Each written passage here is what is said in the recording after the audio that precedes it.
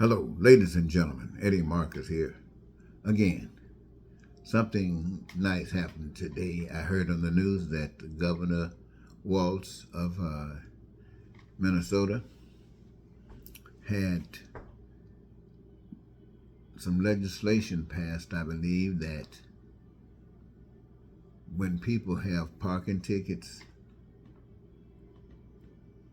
and sometimes, they're checking, and if they find that here's a car that I got parking tickets and they haven't been paid, in the past they've been towing your car. And now the governor say you can't tow the cars for reasons like that anymore. Now that was beautiful. I remember how hard it is sometimes when you have to go places and you have to put money in a meter and you run out of money. But you still got a right to be down to take care of what you came to take care of, and so you get tickets. So this is a real nice thing. But something else is just as confusing that I think everybody should pay attention to, and that's when you're having how the insurance companies are exploiting its customers. You have a speeding ticket, and your insurance might jump sky high because you got a speeding ticket, and if that speeding ticket isn't paid, the ticket, your insurance keeps going up and up and up. Which it appears to me that the most reasonable and logical thing to do is to, when a person re-up their insurance, the penalties that they have because of the ticket is included in the cost, and that's taken care of. But to increase your insurance hundreds of dollars, depending upon how long it takes for that ticket to get paid, and they get away with it, to me something's wrong with that, and it needs to be addressed the same way it has worked on these parking tickets. They should work the same way on this insurance.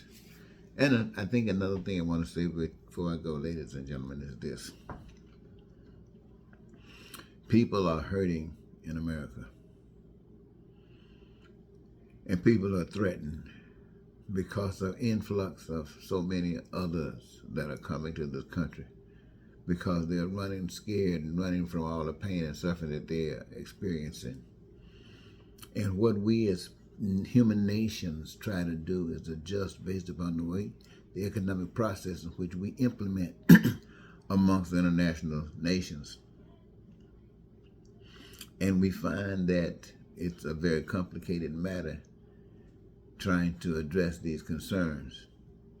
But the truth of the matter is, when we try to do it continuously this way, we find that people end up despising one another. People end up hating one another and ready to start fighting one another because there aren't any solutions that people choose to follow.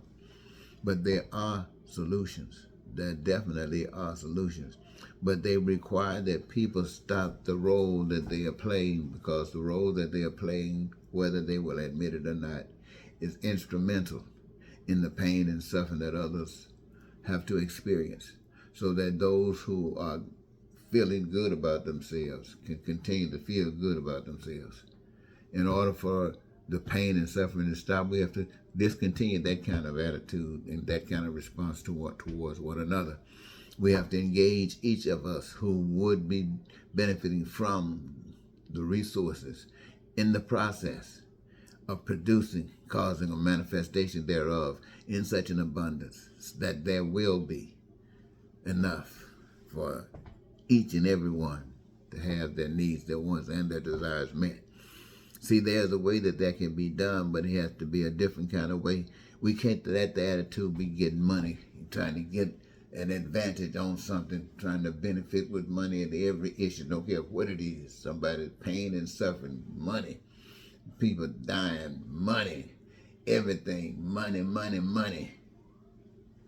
But if it was about life, the beautiful life, more life, and that means you engage yourself in the process doing that which gives you your greatest joy. Your greatest joy. My. then you don't get tired. And as long as the power that is responsible for the resources of the earth allow those resources to exist, we, the people, have the opportunity to create whatever we desire. And in the way that is being done, each and every one can live on earth as though they are in paradise. Ladies and gentlemen, I'm asking you that you consider changing the way that men do things. What I'm saying, change the way men do things. That means your governments. Your governments are made up of men who have been selfish in their structures. And their selfishness is evident through the pain and suffering that people experience, and it's so obvious to the whole world. But that was just the way it was. What I'm asking in the name of higher power is that in spite of all that is done and been done, that we just make up our minds that we're going to change it. And we're going to do the thing that benefits not only us as individuals, but benefit us as people everywhere. This way we won't have people running from nations. Now, why? Because the the things and the expression of our life force is it's unlimited. So what is happening here, it spreads and happens across the world. When people here are engaged in doing that thing, making things happen, and other people, other nations see how simple it is, and they engage in. But at the same time, we're using whatever influence we have to encourage people to change. But when we start changing, and they see the benefit thereof, I think it'll speak louder than anything we could ever say. So I have said that. I think I'll leave it there for tonight.